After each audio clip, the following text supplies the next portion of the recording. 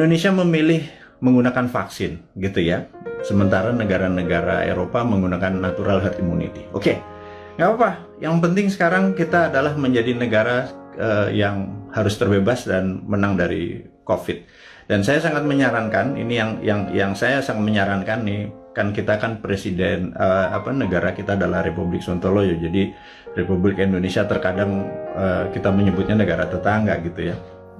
Jadi kita mengingatkan kepada pejabat saat ini, mbok jangan pakai apa-apa import gitu ya. Satu, masalah COVID ini adalah masalah import gitu ya, dari luar. Kemudian PCR dan antigennya import, kemudian alat-alat kesehatannya import, kemudian masker dan protection disinfektan segala macam mayoritas itu import gitu ya. Kalau ada gelombang ketiga lagi, mudah-mudahan jangan. Masa kita import terus ya, flight capital, ya miskin lah bernegara ini. Sudah sistem bernegaranya saat ini keuangannya cuma 44% uang beredar dari GDP nasional. Bisa dibayangin Singapura 120% uang beredar dari GDP nasionalnya. Korea Selatan, Jepang. Tapi nggak tahu kenapa kita cuma sepertiganya. Waduh, wahai ibu pejabat yang sering dapat prestasi, mohon dijelaskanlah. Jadi kami ini sering nanya gitu ya. Ya kalau kaum New Mind nanti yang berkuasa pasti kita bisa 1:120. Jadi kita naikin 3 kali lipat dari uang beredar pada saat ini. Gimana kita bisa maju kalau uang itu ditahan? Yang kedua adalah pajak lah jangan naik terus. Maksud saya begini loh. Kalau Anda ingin misalnya PPH yang naik dari 10% jadi 12 beberapa itu ya. Kalau Anda dulu kami dapat pendapatan 100 gitu, Anda pajak 10, oke lah. Kemudian Anda naikin jadi 15, tapi kami dapatannya 80 dan Anda nggak ngikut lagi untuk numbuhin. Ya kami juga nggak ikhlas kayaknya ngebayar. Jadi gini lah, kalau memang mau naikin 15%, 20% sekalipun nggak apa-apa. Tapi kalau tahun lalu kami dapat 100, pastikan tahun ini kami dapat 300 gitu. Dengan kebijakan yang Anda mendukung dunia kerja atau dunia UKM. UKM itu paling menderita pada saat ini, entah bagaimana. Nomor satu ya, kalau mau maju, kita semua tahu rule of thumb-nya untuk maju negara itu sangat sederhana, yaitu kredit selalu tumbuh di atas 15% setiap tahunnya daripada tahun belakangan. Jadi kalau tahun lalu 100 ya tahun ini 115.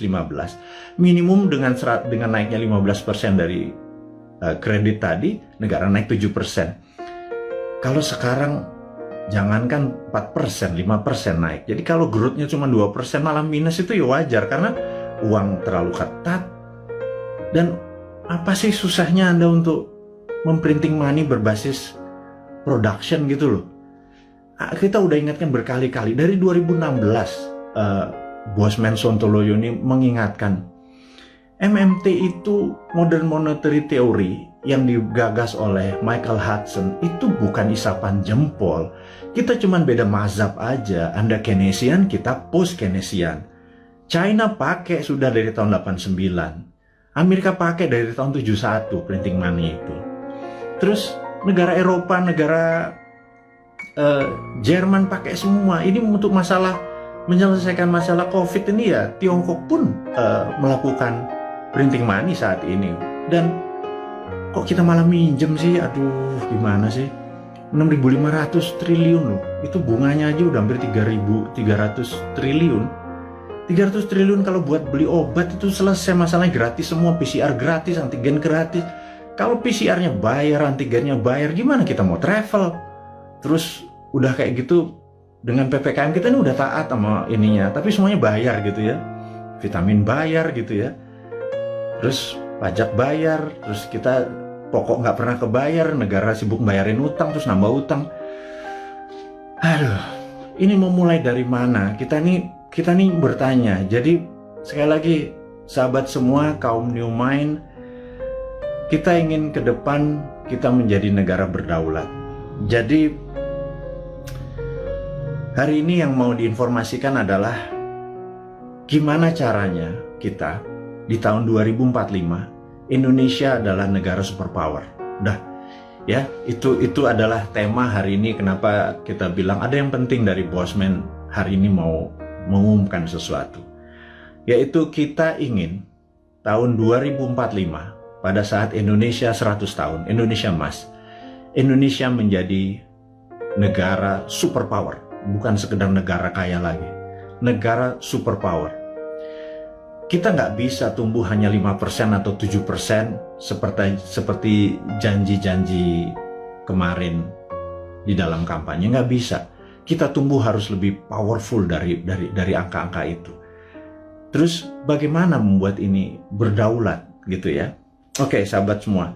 Saya ada beberapa informasi sebelum kita masuk ke topik ke sana, bahwa kita tahu saat ini negara-negara sudah kena herd immunity-nya dan kita masih belum. Dan penting untuk kita memberi informasi adalah begini. Sahabat, saya mengingatkan kita masuk ke topik berikutnya setelah tadi ini masuk. Jadi beberapa kali kita kalau naikin informasi di IG, toto bisa hilang gitu ya. Kemudian di sosmed yang lain seperti YouTube, channel kita sering di warning, sering diperingati dan hilang. Di Facebook, jadi kita udah berapa kali hilang, terus 7 kali kita diperingati Facebook, IG, Twitter kita hilang, terus YouTube kita pernah hilang gitu ya. Dan ternyata saya baru memahami setelah algoritma teman-teman melihat dan dilaporkan, ternyata cara menghilangkannya gampang. Begitu mereka tidak ingin video atau tulisan segala macam itu, sekelompok buzzer adalah menginformasikan, melaporkan bahwa ada unsur porno, ada unsur dan lain sebagainya, sehingga pemilik sosial media yang tidak bisa berbahasa Indonesia itu pokoknya dapat laporan, terus mereka kasih peringatan kita gitu ya. Agaknya ide-ide kita ini sudah mulai menakutkan baik globalis di internasional ataupun pemikiran bernegara. Padahal kita tidak berniat untuk revolusi, berkudeta. Kita ingin negara kita utuh dan kita ingin negara kita menjadi negara berdaulat di 2045. Kita tidak tergantung pada negara asing gitu ya. Yang kita tanyakan misalnya pada saat kita taat, tapi TKA asing masuk. Anda datang deh jam 12 malam, jam 2 malam ke Soekarno-Hatta ya, pakai masker ya, sama disinfektan. Anda bisa lihat ada 300 orang, 500 orang, terus mereka nggak ada karantina. Pertanyaan sederhana, kenapa nggak dikarantina sih gitu aja? Segitu kuatnya pendukung mereka-mereka ini, yang saya nggak tahu pejabatnya mungkin sakti sekali gitu ya. Sehingga waktu kita peringati, kenapa mereka bisa masuk? Kenapa kita taat terus mereka asing bisa masuk, terus mereka bisa ikut bersama-sama commercial flight dengan warga negara Indonesia lainnya? Mereka tidak bisa berbahasa Indonesia. Dan jawabannya adalah jangan macam-macam, suruh diam kau gitu ya. Karena nanti kalau negara itu tidak mau invest di Indonesia, Indonesia bisa rugi. Itu kalimat yang benar-benar menurut saya, lu gila ya. Jangan gitulah. Emang satu-satunya negara ngolong itu memang Tiongkok apa? Segitu taatnya gitu? Enggak gitulah. Jangan berkata begitu. Kita bukan anak-anak lah. Berbicara yang lebih elegan sedikit, dengan data, dengan santun. Jangan membentak, jangan menghardik gitu ya. Kita bertanya juga baik-baik, ya kasih jawaban aja gitu ya. Bahwa nanti kita urus, kasih yang manis lah gitu. Kita udah capek saling bentak, saling curiga gitu, udah capek gitu. Bernegara elegan sedikit, statement lah, jadi negarawan lah. Jangan jadi pedagang, mau ada cuan, ada untung segala macam gitu ya. Ya lu untung, gua kagak gitu ya, apalagi rakyat gitu ya. Itu kami bertanya gitu ya, kami dapat apa? Udah asetnya hilang, tanah air kita hilang, diambil barangnya, kita cuma dapat apa? Dapat pajak gitu. Buktinya kita tetap dipajakin tuh.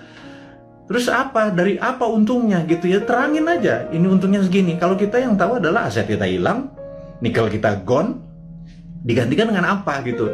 20 tahun lagi, Anda ingat, saya pernah ke Nauru. Nauru itu negara menarik. Dulu dia penghasil P2O5 atau fosfat. Wah, kayanya bukan main.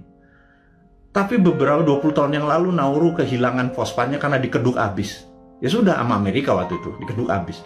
Negaranya miskin, hidupnya tinggal dari pariwisata aja saat ini. Naurunya kehilangan asetnya. Anak cucunya cuma bilang, oh dulu kita menghasil fosfat ya, gitu ya. Jangan sampai anak cucu kita bilang, Eyang, dulu Indonesia menghasil nikel ya? Nikelnya di mana ya? Tahu, kita dapat apa waktu nikel itu dijual? Nggak dapat apa-apa, kita dapat virus gitu ya.